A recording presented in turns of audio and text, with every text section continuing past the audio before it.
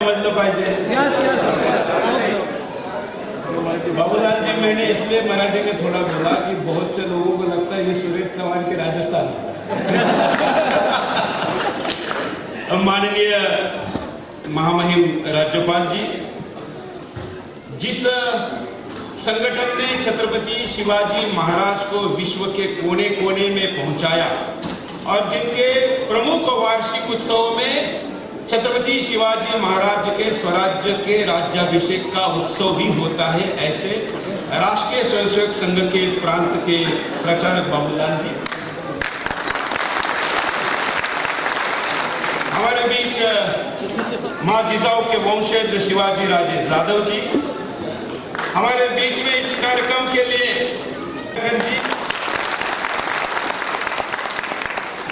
किशोर भाऊ चौहान जी, परमेश्वर नलावड़ी जी, सरदार विजय काकड़े जी, यहाँ पर शहर के इस कार्यक्रम के आयोजक सुशील जाधव जी, विजय साळुंके जी, राजेश घाटे जी, हमारे बीच में जो देशमुख साहब अभी आईपीएस यहाँ पर आए हैं, आप सब, और आपका क्या वर्णन करूं, प्रयागराज में भक्ति का कुंभ मेला चल रहा है और यहाँ शिव भक्ति का कुंभ मेला।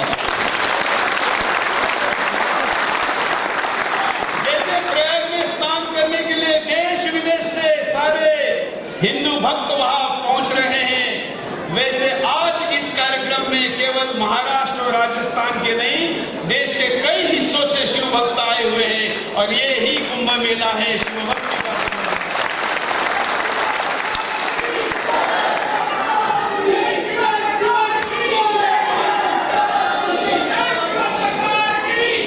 राजस्थान में छत्रपति शिवाजी महाराज जी की जयंती कोई पहली बार नहीं हो रही है, लेकिन इस बार के जयंती का एक विशेष महत्व है और महत्व यह है कि बदलते हिंदुस्तान के नैरेटिव में जिस तरीके से राजस्थान और महाराष्ट्र को लड़ाने का काम किया जाता है, ये कहा जाता है कि मराठों की और राजपूतों की लड़ाई थी, हमारे शत्रु उस लड़ाई को और ज्यादा आग में घी डालने का काम करते हैं, लेकिन छत्रपति शिवाजी महाराज जी के राज्याभिषेक का ये 350वां वर्ष है। महाराज जी ने तय किया कि इस नैरेटिव को बदलना है और इसलिए महाराष्ट्र के एक ऐसा शिव भक्त राजनेता यहाँ गवर्नर के रूप में भेज दिया कि उनकी उपस्थिति में यह नैरेटिव चेंज होगा। 350 वर्ष हमारे विरोधी हमको इस भ्रम में डालते रहे कि मिर्जा राजा जयसिंह जी और शिवाजी महाराज शत्रु थे, लेकिन मैं पत्रकार हूं, एक चैनल का संपादक हूं, दिल्ली में रहता हूं और वामपंथी षड्यंत्रकारी किसी नैरेटिव को कैसे स्थापित करते हैं ये समझता हूं और इसलिए ये कहना चाहता हूं एक कट्टर शिव भक्त होते हुए कि मिर्जा राजा जयसिंह जी और छत्रपति शिवाजी महाराज ने मिलकर मुगलों का अंत करने का निर्णय किया था।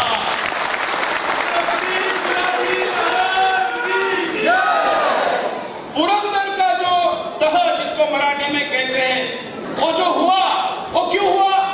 क्योंकि औरंगजेब शक्तिशाली था और मिर्जा राजे जी उनके दरबार में उनके सेनापति थे।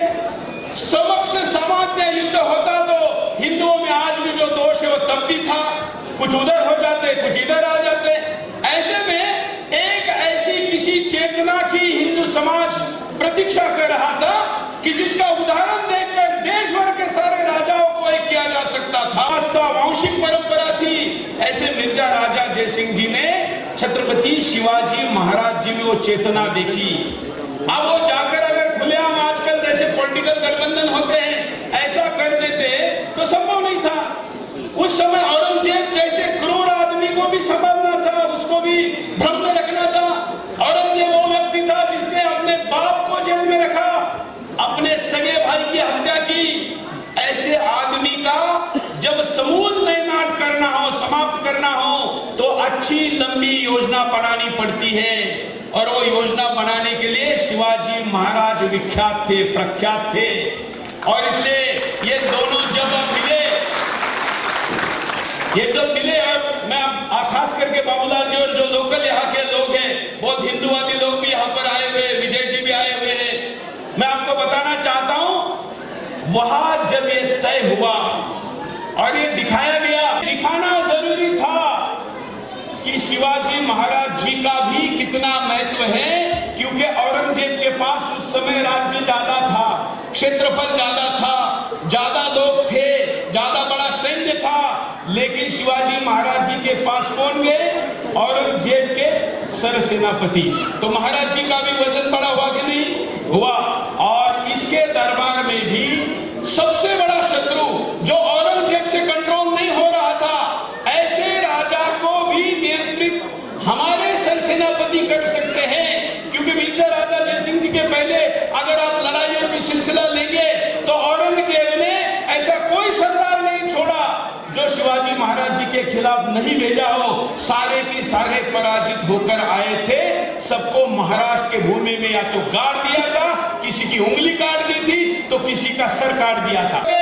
और हमको किसी कोनों में खड़ा करोगे, ये चलेगा नहीं। महाराज जी वहां से चलकर निकल गए।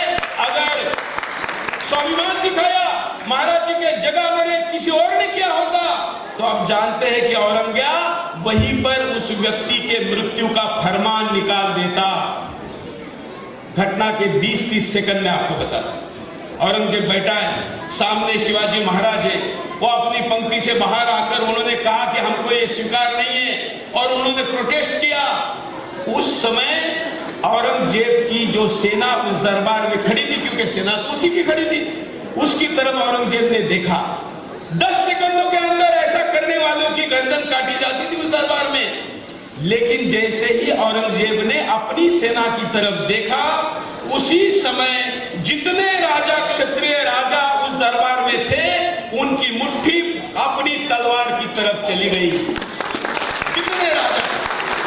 औरंगजेब के ध्यान में आ गया ये तो सारे खतरनाक है।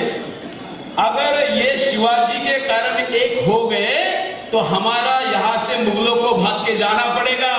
और इसलिए मुगलों के दरबार के इतिहास में पहली बार कोई उनके विरुद्ध वहां विद्रोह किया, लेकिन कुछ भी नहीं हो पाया। वो शिवाजी महाराज सामने गर्दन उठाई जा सकती है, स्थापित हुआ।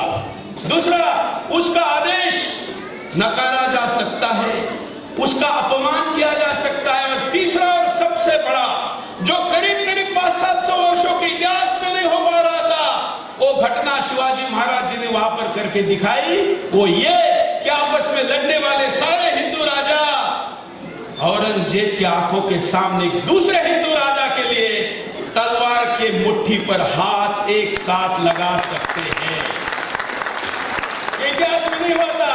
ये शिवाजी महाराज जी ने उस घटना में करके दिखाया। उसके बाद क्या हुआ? उनको नजर कैद किया गया। जिम्मेवारी किसके पास आई? इन पिता पुत्रों के पास आई। उसमें उनके जो बेटे थे, उनका भी रोल बहुत महत्वपूर्ण है। राजा जय सिंह जी के साथ साथ जो राम जी थे, आप देखिए, उनको महाराज नहीं बनने दिया गया। यह घटना का मेरा 5वां तर्क यह है कि इनको आसाम भेज दिया गया और महाराजा जय सिंह जी को विष दिया गया, मारा गया। ये मुगलों के इतिहास में तो लिखा हुआ है कि वो बीमार हो गए और गए, लेकिन सच क्या है? विष दिया गया। बाद में उनके बेटे की भी हत्या की। इस पूरे परिवार का सर्वनाश करने का पूरा प्लान किया गया।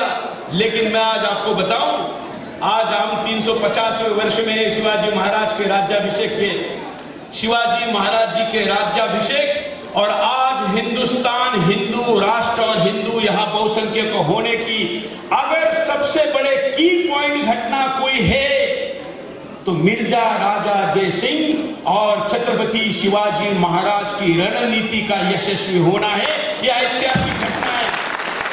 हिंदू कभी नहीं देख सकता, यह हमारा विश्वास है। हम एक है ही, लेकिन एक रहना है। हम एक ना रहे, इसलिए कई षड्यंत्र चल रहे हैं। आज का जयंती का यह समारोह उस षड्यंत्र को रोकने का काम करेगा, ऐसा विश्वास व्यक्त करता हूं। अब आगे क्या? अब 350वीं जयंती, 350वां वर्ष मनाया जा रहा है, 350वीं जयंती मनाई जा रही है। 1000वीं जयंती मनानी है कि नहीं? 2000वीं मनानी है कि नहीं? कैसे मनाएंगे? आज इतने सारे कट्टर शिव भक्त यहाँ है, हाथ ऊपर करिए जिनके 4 बच्चे हैं। 4 बच्चे वाले हाथ ऊपर करें। 4 बच्चे खड़े हो जाइए, इनके लिए ताली बजाइए।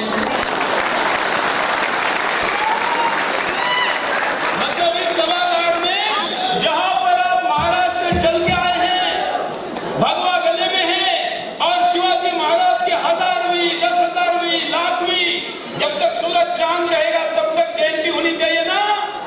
कैसी होगी मित्रों?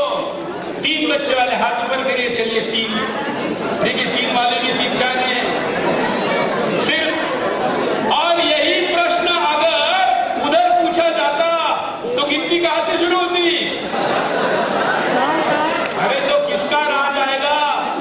ये डेमोक्रेसी है, यहां सर गिने जाते हैं, यहाँ पर शरीर देखे जाते हैं, उसके अंदर की ईमानदारी, बलिदान नहीं देखा जाता, ना गद्दारी देखी जाती है, बराबर ना? तो शिवाजी महाराज जी का नाम ये देश और उन्होंने स्थापित किया जो उसको हिंदवी स्वराज्य कहते, हमारे लिए वही हिंदवी स्वराज्य राम राज्य है और कुछ नहीं, वो भी राम राज्य था और वही राम राज्य आगे अगर चलना है तो हमको संख्या की लड़ाई भी लड़नी पड़ेगी। लड़ाई पड़ने की नहीं, आप सहमत है ना सारा मन? और इसलिए लोग कहेंगे कि अगर क्या करें, ज्यादा बच्चे करेंगे तो फिर उनको पालेगा पढ़ाएगा कौन? तो मैं एक आध घोषणा करता हूं, मैं एक नया विश्वविद्यालय शुरू कर रहा हूं, छत्रपति शिवाजी महाराज विश्वविद्यालय। और सामान्यतः सारे विश्वविद्यालय ये हायर एजुकेशन के होते हैं, लेकिन ये विश्वविद्यालय KG to PG रहेगा, इसमें गुरुकुल रहेगा। और जो हिंदू तीसरा और चौथा और उसके आगे के बच्चे पैदा करेगा, उन सारे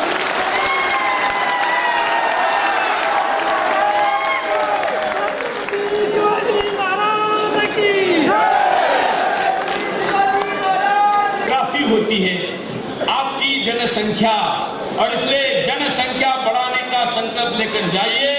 जो ये संकल्प, यही शिवाजी महाराज जी को वास्तविक श्रद्धांजलि होगी। और मैं केवल बातें नहीं करता, मैंने मेरे बच्चे का विवाह करना है तो मैंने इसका बायोडाटा बनाया और बायोडाटा में लिखा है 25 साल का है और जल्दी शादी करना जरूरी है, क्योंकि हम शादियां बहुत लेट करते हैं। मेरे साथ जो एक मुस्लिम 10वीं में था, उसके बेटे को भी बेटे हो गए हैं और मुझे अभी मेरे बच्चे की शादी होनी है। 25 में कर रहा हूं तो लड़की नहीं मिल रही, क्योंकि लड़कियां 27 के बाद शादी कर रही है, हमारे भी मराठों की भी। तो मैंने उसके बायोडाटा में लिखा है कि मुझे ऐसी बेटी चाहिए, बहू चाहिए जो जीजा माता बनकर शिवाजी महाराज देश को देना चाहती है। और उसके आगे का वाक्य बहुत महत्वपूर्ण है। कई लोग कहेंगे कि टीवी चैनल का मालिक होकर ऐसे विचार रखता है, उसके आगे करने की मनोदशा रखती हो। भाषण दूसरे को देने नहीं होते, खुद से शुरू करना पड़ता है। और इसलिए ऐसी कोई लड़की है तो मुझे मेरे पास लेके आइए, मैं भी उसको बहू बनाने के लिए उत्सुक हूँ। कार्यक्रम में मैंने थोड़ा लंबा संबोधन किया, मैं जानता हूँ कि गवर्नर जी को जाना है, लेकिन आप मेरे से सहमत है ना? तो लड़ाई आगे लड़नी है ना? तो एक बार जय कहना करेंगे। आज शिवनेरी पर महाराष्ट्र के मुख्यमंत्री है, यहाँ के मुख्यमंत्री भी सुबह कार्यक्रम में आए थे, बजट के कारण यहाँ नहीं आ पाए, लेकिन मोदी जी को भी पता चलना चाहिए ना कि यहाँ पर आज शिव जयंती मनाई जा रही है और 4 बच्चों का संकल्प है, पता चलना चाहिए ना? तो एकदम जोर से मेरे पीछे कहेंगे, छत्रपति शिवाजी महाराज की, धर्मवीर संभाजी महाराज की। धन्यवाद। अगर कुछ गलत लिखा बोला है तो अपने शब्द वापस नहीं लूंगा, क्योंकि उनको सुनाने के लिए